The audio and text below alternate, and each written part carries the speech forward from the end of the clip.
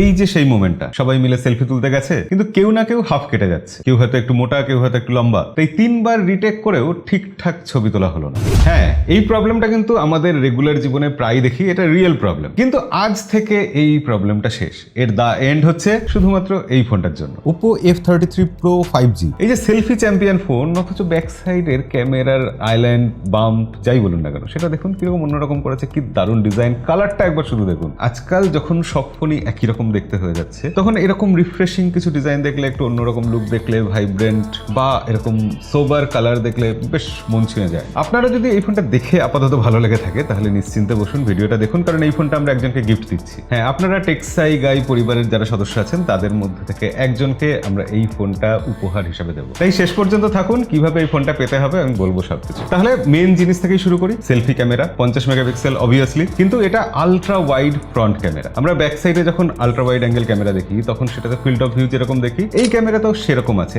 100 degree field of view. মানে এবার আর selfie তোলার সময় হাত লম্বা করতে হবে না, পিছনে যেতে হবে না, কাউকে ফ্রেমের বাইরেও যেতে হবে না, সবাই একসাথেই ফ্রেমের মধ্যে চলে আসবে একবার ট্রাই করলেই। ব্যাপারটা কি করে হচ্ছে আমি স্মার্ট পার্টটা একেবারে সহজে বলে দিচ্ছি। দেখুন, যখনই একটা ফ্রেমে একজনের বদলে দুজন মানুষ বা দুইয়ের বেশি মানুষ চলে আসবেন, তখনই এই ক্যামেরাটা অটোমেটিক 0.6x আলট্রা ওয়াইড অ্যাঙ্গেলে শিফট করে যাবে। মানে ম্যানুয়ালি কিছু করতে হবে না, কোনো রিটেকের দরকার নেই। ক্যামেরা সবকিছু আজকাল বুঝে নিচ্ছে, এখানেও বুঝে নেবে এবং সেটা সেলফি ক্যামেরাতেই বুঝে নেবে। কিন্তু এখান থেকেই আসছে পরের সমস্যাটা। যখন আমরা সেলফি তুলতে যাই অনেক সময় লো লাইট থাকে এবং কোনো ফ্রন্ট ক্যামেরাতে সামনে তো ফ্ল্যাশ লাইট দেওয়া সম্ভব নয় নর্মালি, তাই খারাপ ছবি আসে। কিন্তু এখানে multi colour front fill light রয়েছে, মানে ফ্ল্যাশ লাইটের মতোই এটার ব্রাইটনেস অ্যাডজাস্ট করা যাবে এবং দাঁড়ান, শুধু ব্রাইটনেস নয়, এর কালারও অ্যাডজাস্ট করা যাবে। অর্থাৎ নাইট সেলফি একেবারে নেক্সট লেভেলের হয়ে যাবে। তারপরও আপনার অসুবিধা হচ্ছে, আচ্ছা তাহলে আপনার জন্য আরো কিছু আছে। এআই পোর্ট্রেট গ্লো, লাইট ঠিকঠাক না থাকলে এটা কাজ করবে। AI automatic face lighting fix করে নেবে, তাই ফেস আর ডাল দেখাবে না, একটা ন্যাচারাল গ্লো এমনি এসে যাবে। এবার দেখুন, এতক্ষণ অব্দি যারা ভিডিও দেখেছেন সবাই ভাবছেন যে ফ্রন্ট ক্যামেরাতে এত জোর দিয়েছে মানে ব্যাক ক্যামেরা দুর্বল হবে, কিন্তু ওপোর ফোনে সাধারণত ক্যামেরার দিকেই জোর দেওয়া হয়। এই ফোনের ব্যাক সাইডে মেন ক্যামেরা আছে 50 মেগাপিক্সেল, সেকেন্ড ক্যামেরা যেটা সেটা কিন্তু 2 মেগাপিক্সেলের এবং সেটা মোনোক্রোম ক্যামেরা। পোর্ট্রেট শট কিরকম এসেছে বেশ কয়েকটা স্যাম্পল আপনাদের দিলাম। ডেইলি ইউজের জন্য ক্লিন এবং শার্প পোর্ট্রেট শট। বিশেষ করে এখানে একটা পপ আউট ফিচার রয়েছে, ক্রিয়েটিভ কোলাজ। আপনি এই ফিচারটা দিয়ে নানা রকম এক্সপেরিমেন্ট করতে পারবেন। এছাড়া ভিডিওর ক্ষেত্রে ডুয়েল ভিউ ভিডিও, সেটাও আমাদের খুব কাজে লাগে। কন্টেন্ট বানানোর জন্য এই জিনিসগুলো কিন্তু একদম পারফেক্ট। ফোনের ক্যামেরাতে AI ultra clear document scanner বলে যে ফিচারটা আছে সেটা কিন্তু খুবই কাজের। যে কোনো ডকুমেন্ট আপনি এইভাবে স্ক্যান করে নিতে পারবেন এক নিমেষে। এবার ডিজাইন, শুরুতেই যেটা বলছিলাম যে ডিজাইনটা দেখতে এমনি স্ট্যান্ড আউট করছে। ক্যামেরা মডিউলটা স্টার ইন্সপায়ার্ড, ক্লিন বোল্ড ডিজাইনটা দেখলেই একটু অন্যরকম লাগছে। তো স্টারি সি লেন্স ডিজাইনটা, সেটা একটু ঘোরালে একটা 3D এফেক্ট পাওয়া যাচ্ছে। ব্যাক প্যানেলে লাইট পড়লে ডিজাইন চেঞ্জ হয়, মানে স্ট্যাটিক না, এটা ডাইনামিক ফিল দেয়, 3D ডেপথ এফেক্ট আসে। এই যে সিঙ্গেল ইউনিবডি ফিলটা, স্মুথ ফিনিশ, তার সাথে সাথে প্রিমিয়াম টাচ। হাতে নিলেই বোঝা যায় যে এটা কোনো সস্তা ফোন নয়। ফোনটা 8.29 মিলিমিটার পাতলা, ফোনের ওজন মাত্র 194 গ্রাম, সেক্ষেত্রে বেশ হালকা ফোন এত বড় ব্যাটারি দিয়েও। এই ফোনটা 3টে কালারে এসেছে, মিস্টি ফরেস্ট, স্টারি সি লেন্স আর স্টেরি ব্লু। কিন্তু এই ফোনের আসল ব্যাকবোন এর সৌন্দর্য নয়, এর ডিউরেবিলিটি। IP66, 68, 69 এবং তার সাথে সাথে এখন লেটেস্ট যেটা এসেছে আর কি 69K, সেটারও সবকিছু রয়েছে। বৃষ্টিতে তো বটেই, হাই প্রেসার ওয়াটারেও এটা সেফ থাকবে। এছাড়াও পড়ে গেলে যাতে চট করে না ভাঙে, পকেটে থাকলে যাতে বেন্ড না হয়ে যায়, তার জন্য 360 ডিগ্রি আর্মার বডি ইউজ করেছে ওপো এখানে। স্ট্রং ফ্রেম আছে, সাথে ইন্টারনাল কুশনিং এবং লেন্সের জন্য আলাদা করে লেন্স প্রোটেকশন ব্যবহার করা হয়েছে। মানে ফোনটা দেখতে সুন্দর কিন্তু সামলে রাখতে হবে না। রিয়েল লাইফেও আপনি হেভি ইউজ করতে পারবেন, রাফ ইউজ করতে পারবেন। এই ডিসপ্লেটা 6.56 ইঞ্চি, একটা ফুল HD প্লাস অ্যামোলেড ডিসপ্লে। তার জন্যই ইন ডিসপ্লে ফিঙ্গারপ্রিন্ট সেন্সর আছে, যেটা আজকাল সব ফোনেই ভালো কাজ করে। 120 হার্টজের এই ডিসপ্লে প্যানেলটা কিন্তু ফ্ল্যাট, কোনো কার্ভ নেই। HBM 1400 নিটস, তো সেক্ষেত্রে সানলাইটে দেখতেও কোনো সমস্যা হচ্ছে না। কিন্তু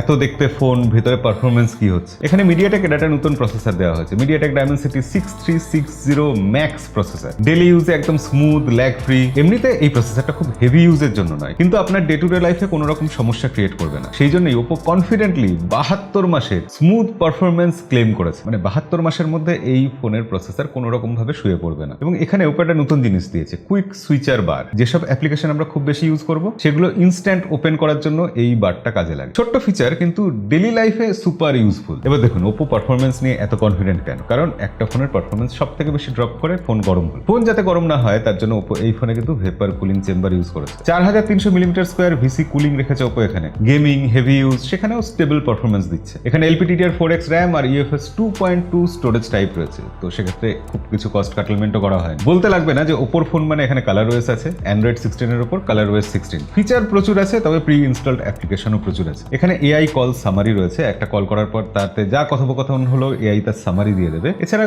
কল ট্রান্সলেশন রয়েছে। এছাড়া প্রচলিত যত এআই ফিচার হয় সেগুলো তো আছেই, গুগলের জেমিনাই ইন্টিগ্রেটেড আছে। এবং কানেক্টিভিটির ক্ষেত্রে জিও একেবারে সার্টিফিকেশন দিয়ে দিয়েছে, 5G++ এর সার্টিফিকেট, মানে ফাস্টার স্পিড, স্টেবল কানেকশন, সাথে বেটার স্ট্রিমিং করার সুবিধে। ওয়াইফাই 5 এবং ব্লুটুথ 5.4 রয়েছে, ওয়াইফাই 6 নেই কিন্তু এই এত কিছু পাওয়ার পর আর একটা জিনিসের জন্য একটু মন খুঁতখুত করে, যে বড় ব্যাটারি চাই। তো ওপো এখানে 7000 mAh ব্যাটারি দিয়েছে। এটা আপনার জন্য সাফিসিয়েন্ট কিনা কমেন্টে লিখে জানাবেন অবশ্যই। সাথে রয়েছে আবার 80 ওয়াটের একটা ফাস্ট চার্জিং এর কম্বো, এবং এই সব জিনিস বক্সের মধ্যেই পাওয়া যায়। এছাড়াও এক্সট্রা সুবিধা হিসাবে 10 ওয়াটের রিভার্স চার্জিং রয়েছে, আর তার সাথে সাথে রয়েছে বাইপাস চার্জিং গেম প্লে করার সময়। মানে ব্যাটারির হেলথও ভালো থাকবে। সোজা কথায়, মার্কেটে তো অনেক ফোন আছে, কিন্তু খুব কম ফোনই এরকম রিয়েল লাইফ প্রবলেমগুলোকে সলভ করার চেষ্টা করে। রিয়েল লাইফ প্রবলেম বলতে যেমন এই গ্রুপ সেলফির কথা বললাম, ছবি আর ক্রপ হবে না, রিটেক নিতে হবে না, আর একটু সরে দাঁড়াও বলতে হবে না পাশের জনকে। তবে হ্যাঁ, গিভ অ্যাওয়ের কথা তো বলতেই হবে। একজন লাকি উইনার জিতবে, কারণ এই ফোনটা আমার কাছে একটাই আছে, আমি একজনকেই দিতে পারবো। তার জন্য কিছু না, আপনাকে সিম্পল ভিডিওটা লাইক করতে হবে, শেয়ার করতে হবে, আর আমাদের চ্যানেলটা সাবস্ক্রাইব করে রাখতে হবে। কিন্তু দাঁড়ান, তার বাইরেও একটা এক্সট্রা কাজ আছে। কমেন্টে লিখে জানাতে হবে